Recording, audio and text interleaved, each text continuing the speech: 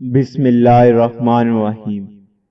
اگر کوئی بلا وجہ آپ کا دشمن بن جائے تو مان لیجئے آپ میں کچھ خاص ہے، سامنے والا حسد کا شکار ہے۔ 6 منٹ کی مختصر نیند سے یادداشت کو بہتر کیا جا سکتا ہے۔ وقت کے ساتھ بہت کچھ بدل جاتا ہے، لوگ بھی، رشتے بھی، احساسات بھی، اور کبھی کبھی ہم خود بھی۔ زندگی اتنی مصروف بنا لو کہ دوسروں کے عیب دیکھنے کا وقت ہی نہ ملے۔ آنکھیں بند کر کے یاد کرنے سے بھولی ہوئی چیزیں یاد آ جاتی ہیں۔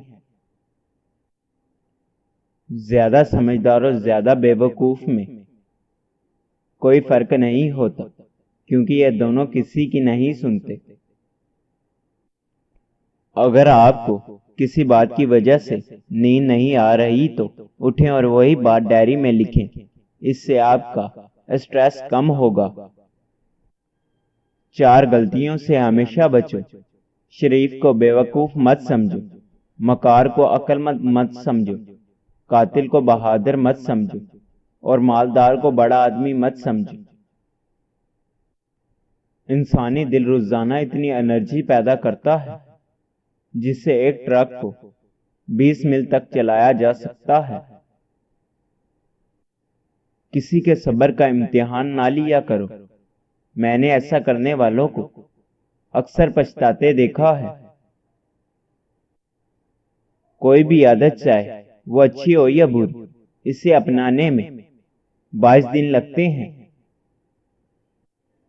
ہمیشہ وہی بلندیوں پر ہوتے ہیں جو خود سے پہلے دوسروں کا سوچتے ہیں۔ پانی کے نزدیک رہنا انسان کو خوشی اور سکون عطا کرتا ہے۔ نظر انداز کرنا سیکھیں۔ کچھ تفصیلات زندگی کو مختصر کر دیتی ہیں۔ بات کرتے وقت اپنی ٹانگوں یا ہاتھوں کو مسلسل حرکت دینے کا مطلب ہے کہ آپ کنفیوژن کا شکار ہیں۔ کچھ لوگ گھڑی کی طرح ہوتے ہیں، جب بھی ان کی طرف دیکھو اپنی اوقات بتا دیتے ہیں۔ دنیا میں سب سے زیادہ بیکٹیریا انسان کے منہ میں پایا جاتا ہے۔ ایک اچھا انسان کسی سے شکایت نہیں کرتا، وہ خامیاں تلاش نہیں کرتا۔ جب آپ چیختے ہیں تو آپ 1 ملی سیکنڈ کے لیے مر جاتے ہیں۔ یاد رکھیں، عزت وہی دے گا جو خود عزت کے لائق ہوگا۔ درست کپڑوں کا انتخاب انسانوں کو پریشان اور اداسی سے بچاتا ہے۔ دنیا کو جیتنا چاہتے ہو تو آواز میں نرمی پیدا کرو۔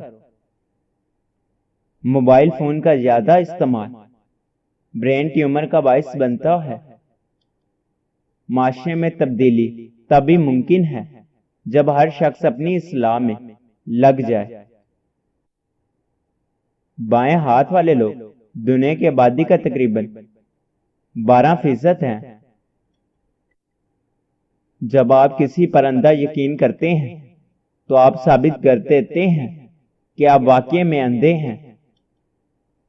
پڑھی ہوئی باتیں ذہن اکثر بھول جاتا ہے، لیکن سنی ہوئی باتیں کبھی نہیں بھولتا۔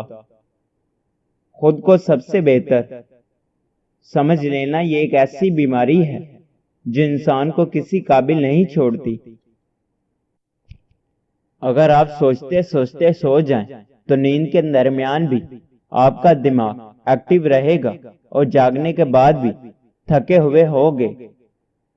نفسیات کے مطابق رات کو نیند نہ آنے کا مطلب ہے کہ آپ کا ذہن ایسی سوچوں میں مبتلا ہے جس کا تعلق آپ کی ذات سے ہے۔